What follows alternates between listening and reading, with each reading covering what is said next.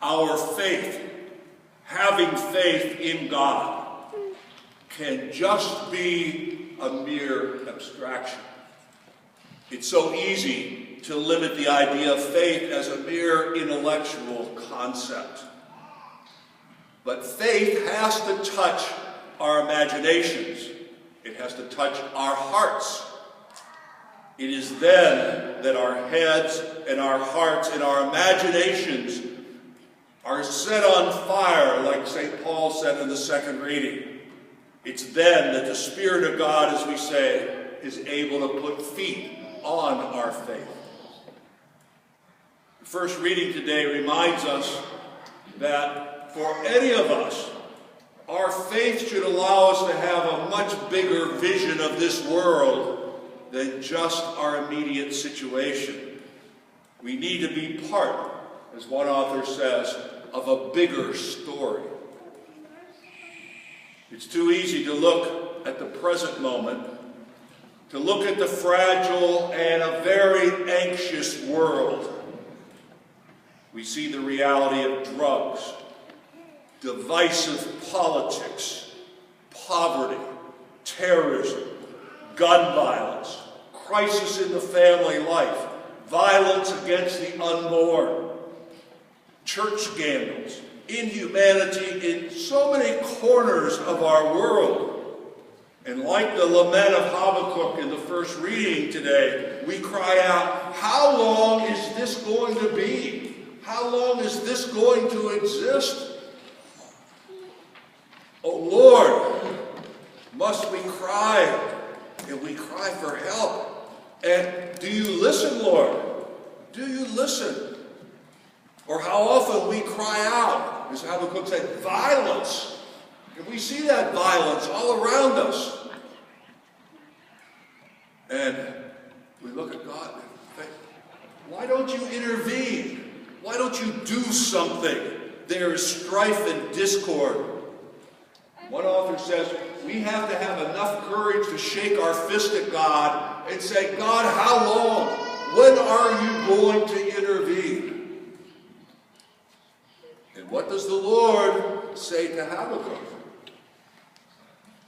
Write down the vision. Write it in your heart. We know what needs to be done. So let our ordinary lives become part of God's bigger vision, God's story, and feel that hunger in your heart for a better world. The key to God's vision is being able to trust that God believes in you and me. To carry out that vision of God, having faith in God that the possibilities within our world for our families and our future are entrusted to us with the grace of God.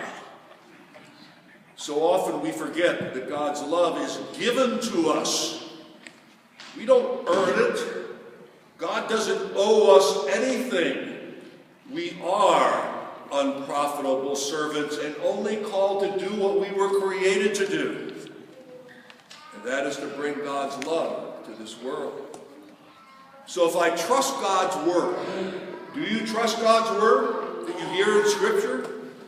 If I have faith in God's vision, even if I have faith the size of a mustard seed, I can say to the tree, uproot itself, or to the mountain to move. God can do great things. God can do unbelievable things. Sometimes even through us. Even extraordinary things. So as a Catholic community, we need to remember this coming week that our faith in each other, our faith in each other is a tremendous power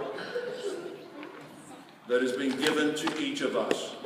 And remember this week that our belief in God's vision can shape our lives and our future. So I want you to pause just for a moment. And I'd like you to imagine all the good that was done by you this past week. Think of all the good things that you did do. Each of you.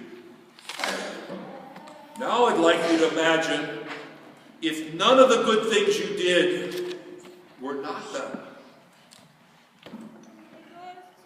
Where would your family be? How about your workplace?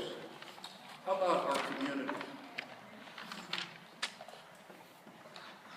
Now imagine next week, if we recognize that we are being used by God, empowered by God, as servants of God, what can be accomplished? Amazing things.